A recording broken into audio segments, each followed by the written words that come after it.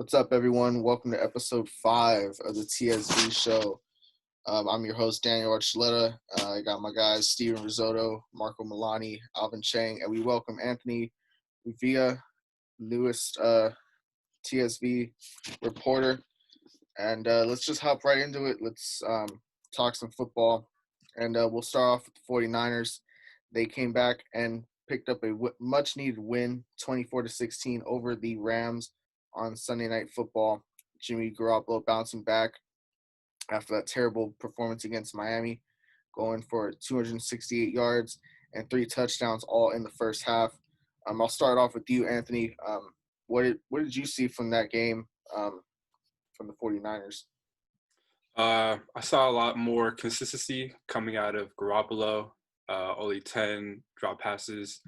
I liked how they brought in Deebo Samuels, got him more action coming back from injury.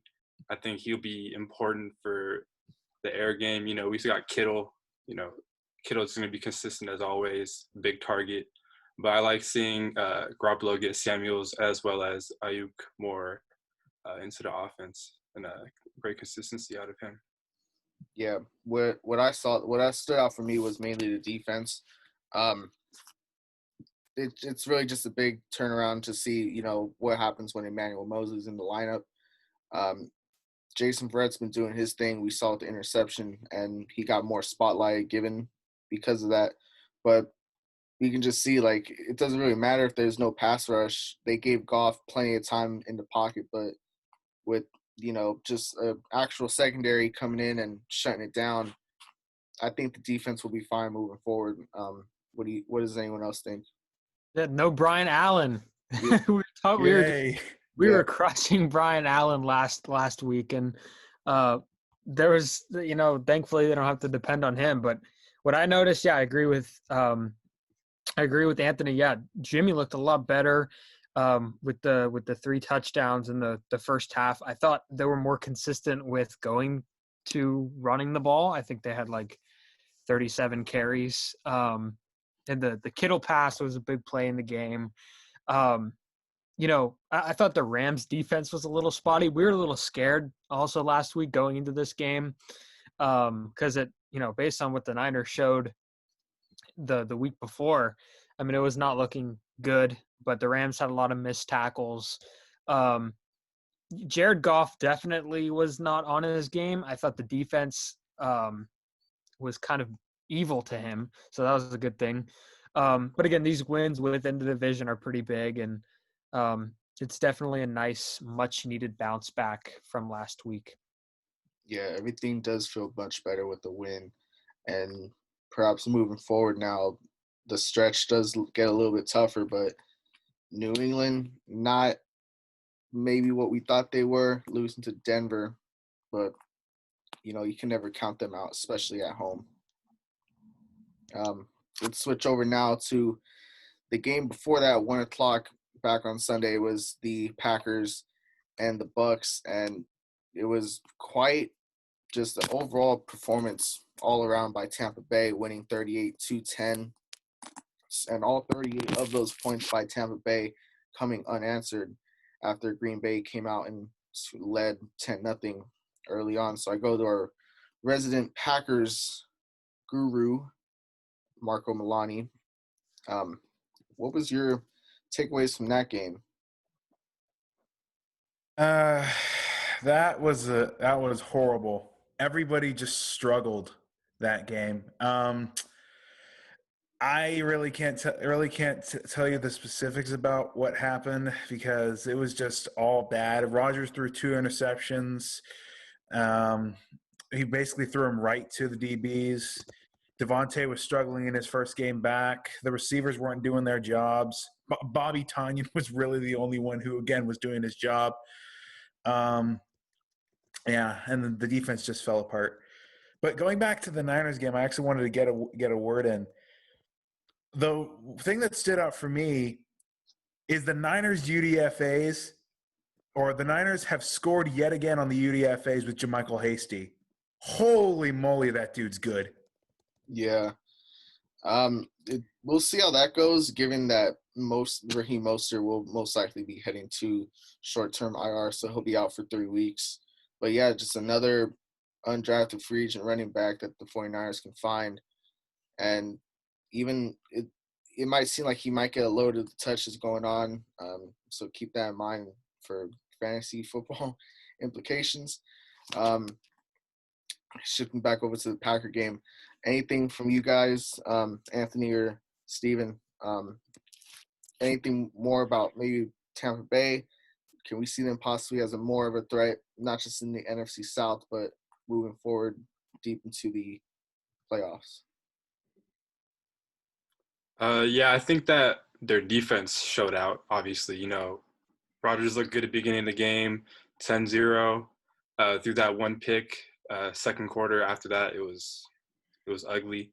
One thing that I think was key for Tampa Bay was Ronald Jones, 100-plus yards, 23 carries. I think he was consistent running the ball. So I think if they could get him to be as consistent as that, plus having Gronkowski, Goodwin, Evans, the air game, it'd be deadly. So I could see them being a contender long term if they could get their act together like they did against the Packers. Yeah, Rodgers threw. Yeah, he had the 2 interceptions in the pick six.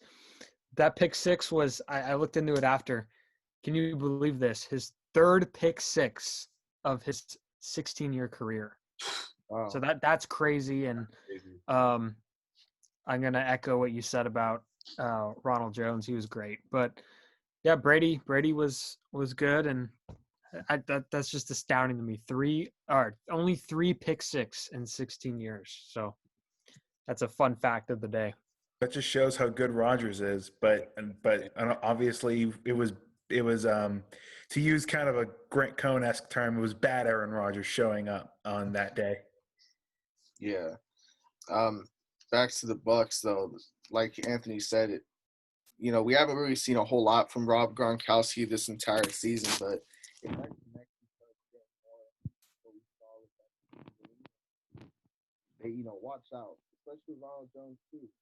This is his 3rd year in the league and pretty solid back when he was at USC.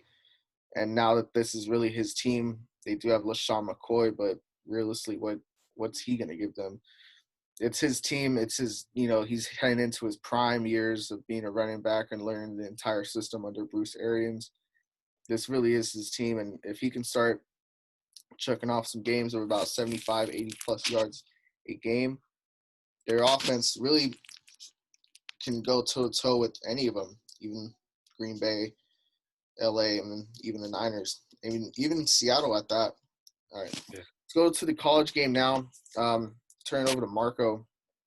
The biggest game probably of the entire season so far was back on Saturday between University of Georgia and Alabama. Alabama coming up on top in that game. I turn it over to you now. What did you see from there? Well, I guess Georgia's not as good as we thought. Now are they?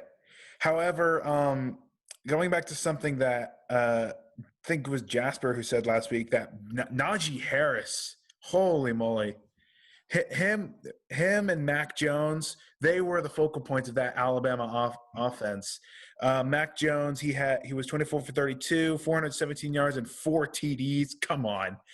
And Najee Harris with 31 carries for 152 yards. And Devontae Smith actually caught 2 of those touchdowns from Mac Jones. So Alabama offense showing up, and Georgia everything just fell apart completely. What I was really surprised about is that after Stetson Bennett's 2 interceptions, why don't you put in JT Miller? Why don't you put in Jamie Newman? Why don't you put in anybody else? You keep him in there. To go to professional football, look at the 49ers struggle against the Dolphins and against the Eagles. They didn't keep Jimmy G in after he threw 2 picks. They put in CJ Beathard. Why doesn't Georgia follow suit? I mean, it's just ridiculous to keep a starter in that's throwing or that's doing bad in the game and not put in some fresh legs to at least try to assemble some sort of comeback. That's right. He just didn't look good at all. that Alabama defense, kind of almost what they're known for, just always pumping out talent year in and year out. They really showed out back on Saturday. Steven, I know you might have something to say about Georgia, possibly. Yeah, Jasper, if Jasper's listening, our good friend who is usually here, he would like to call UGA a fraud. So I just needed to get that in there. So Jasper, that's for you. Yeah, no doubt.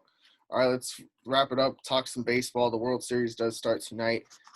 Tampa Bay and the Dodgers. Let's hear from Alvin for the first time today. Any predictions this year going around? Might we finally see a Dodgers victory in 4? Well, personally, I think this series Dodgers will win in 6 games, and then let's talk about the Rays first. So after the 2008, after the 12 years, they entered to the World Series again, and I think on their starting pitcher, especially Charlie Morton. So in ALCS, Morton pitched Game 2 and Game 7. So each game he pitched at least 5 innings, and no run scored with 5 strikeouts and just a walk.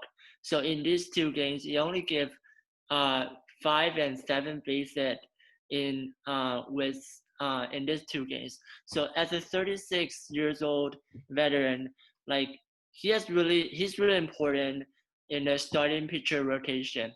Well, also talk about Blake Snell, the 2018 Cy Young Awards pitcher. So Snell has to give his best in the World Series. So in the 2020 postseason, Snell has 2 wins and 2 losses in the postseason with WHIP 1.32 and total 19 strikeouts. So I think he has to focus on his 14 fastball and curveball. This is his 2 best weapons. So I think he has to give his best for the Rays. Well, meanwhile, for the offensive play, I think, everybody see Randy Rosarena. So these young kids from Cuba, he's kind of amazing in the postseason with 7 home runs and 10 RBI.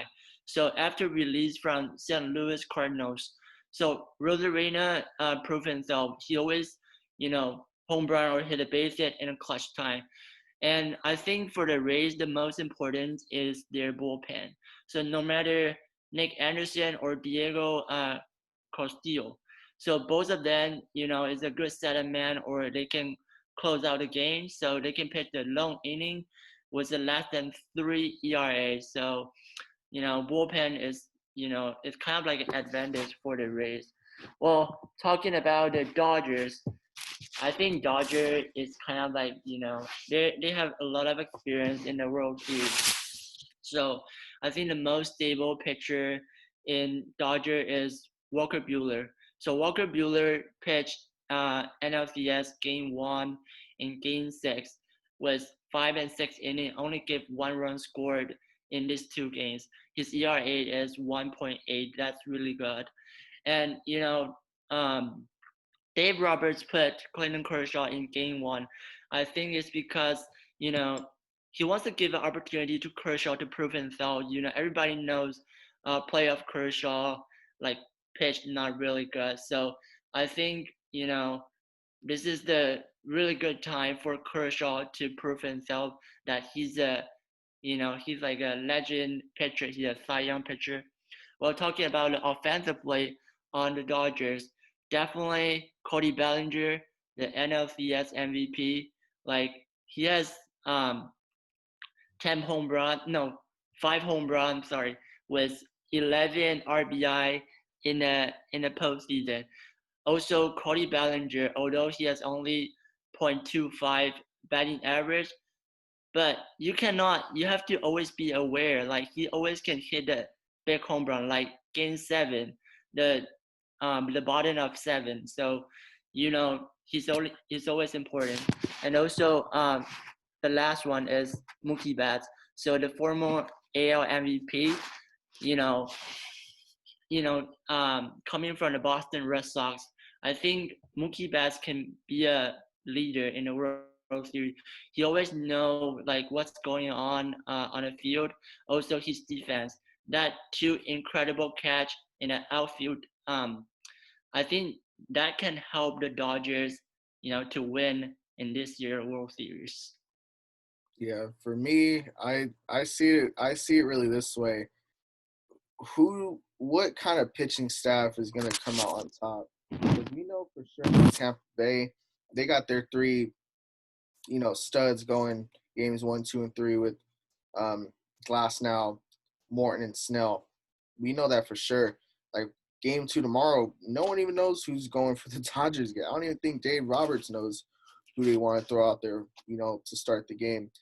But for Tampa Bay, if their offense is barely putting up runs, that's not going to work in this series. It was fortunate enough for them to get past Houston, but if they're not getting any production from their bats, good luck to them. Steven, how do you see this going? Oh, I'm just going to echo everything you guys said real quick. 100% with the pitching staff. I think there's two really good pitching staffs, but I think one of them is going to have, kind of set. You look at Tampa Bay and you mentioned the three studs, Snell, Morton, and Glasnow, and then maybe a bullpen game for one of the games. LA kind of has only two reliable set in stone arms, and it's Kershaw and Buehler. And Buehler is a postseason stud. Clayton Kershaw is definitely, a threat as well. And then it's kind of a toss-up. I don't know if you go with Julio Urias. I don't know if you go with Gonsolin again. I don't know if you go with Dustin May. There's guys that are so versatile, you just don't even know what their roles are. But I think the advantage goes to Tampa Bay in terms of pitching. And they're going to need to pitch because this Dodgers offense is unheard of. It's just so deep with, Bellinger, Seager. And then you go, eighth and you look at the 8-hole and Jock Peterson's, hiding there. It's crazy how good they are. But defensively, these are two of the best teams defensively. We saw Alvin mentioned what Betts did in game 6 and 7. Tampa Bay is just all over the place good. But yeah, Tampa Bay is going to need to hit. They're going to need to hit, they're going to need to do more than just what Randy Rosarina is going to supply, right? Because Austin Meadows has to get going. Brandon Lau has to get going. These guys have to hit if they want to keep up. So I would say Dodgers in 5, but I hope it does go 7 because I think we were not cheated with this matchup because we thought originally, wow, we're going to be cheated with a World Series due to the postseason format extending. But these are two of the best teams, so I think we pretty much have the best of both worlds this year in terms of matchups. That's right. They are both number 1 seeds at the end of the day. Even with all the 16 teams that did come into the playoffs, here we are left with the top 2 teams in each, respective leagues. Anthony, how do you see the World Series, going out?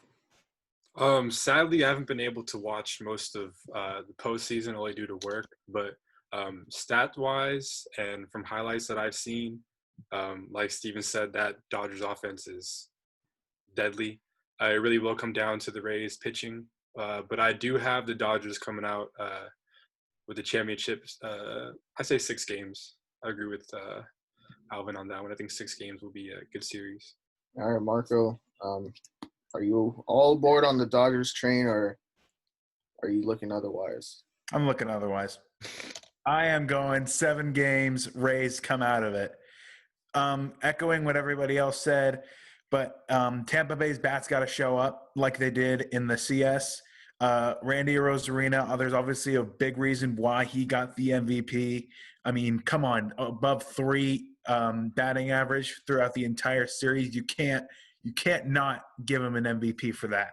Same with Corey Seager. Big moments he came through. Yeah, but this is going to be some great baseball. And not only is one of these teams going to win, but the fans are going to win because they're going to get a great series of games to watch.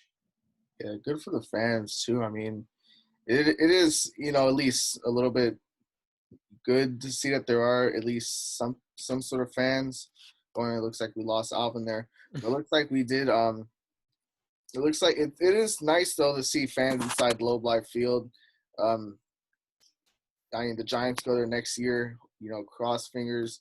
I would like to see that ballpark, but it does look, you know, just natural to see a whole bunch of fans in the inside the ballpark there. Some natural noise too. Yeah, just simple things like that. It's nice to see. We'll wrap it up there. I did not give my prediction as the host, but I'll give it anyway. I have the Rays in 6.